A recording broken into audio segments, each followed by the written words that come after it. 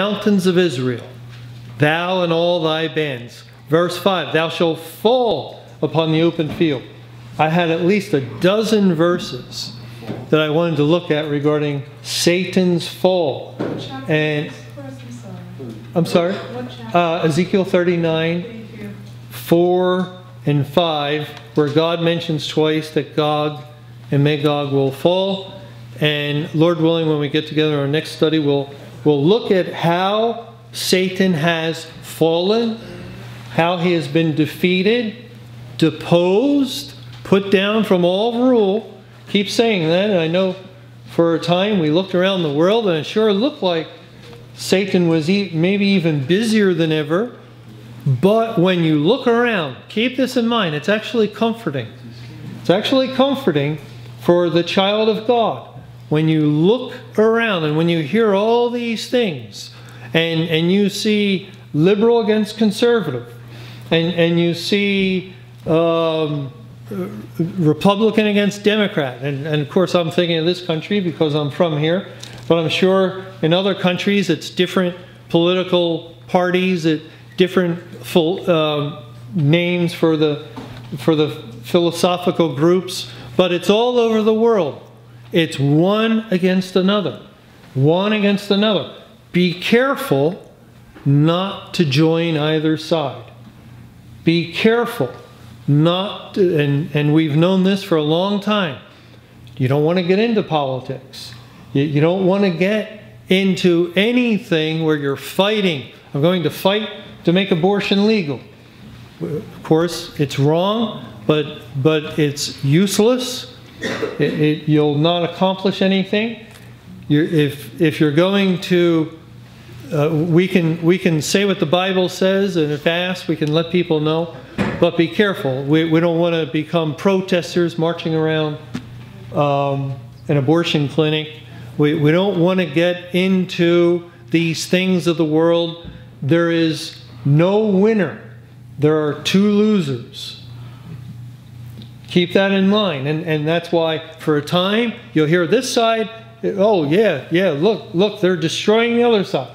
And then for next week or two, it's the other side that's being destroyed. There are no winners. There's only losers. Think of the Red Sea. The Red Sea, when God led Israel to the sea. And then what did he do to the sea?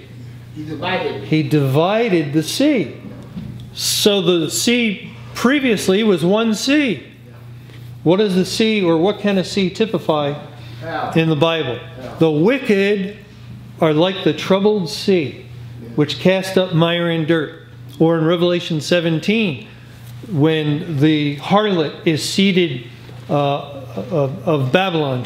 I forget who says she's seated upon, but God's definition is upon the waters. That the waters are peoples and nations and tongues and so forth.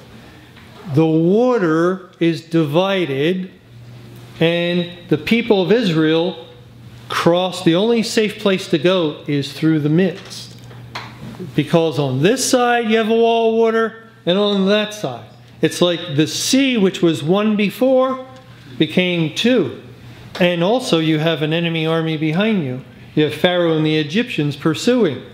And so God's elect make it through the sea, and then God collapses this side and the other upon Pharaoh. There's another fall of Satan in view. Upon Pharaoh and the Egyptians, and they're destroyed in the midst of the sea.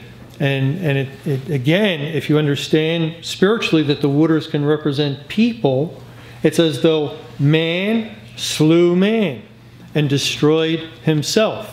And it was division. Very important. Surprisingly important. I never would have thought that division would play a major part in Judgment Day. And by the way, it's just God's people. There was an individual on Facebook who brought up a verse that really opened this up. So it wasn't me. It's God's doing. God using His people together collectively. We're helping one another, And by God's grace, we're understanding these things. And we're seeing that when Satan has an end, his house is divided. Okay, we'll stop here and close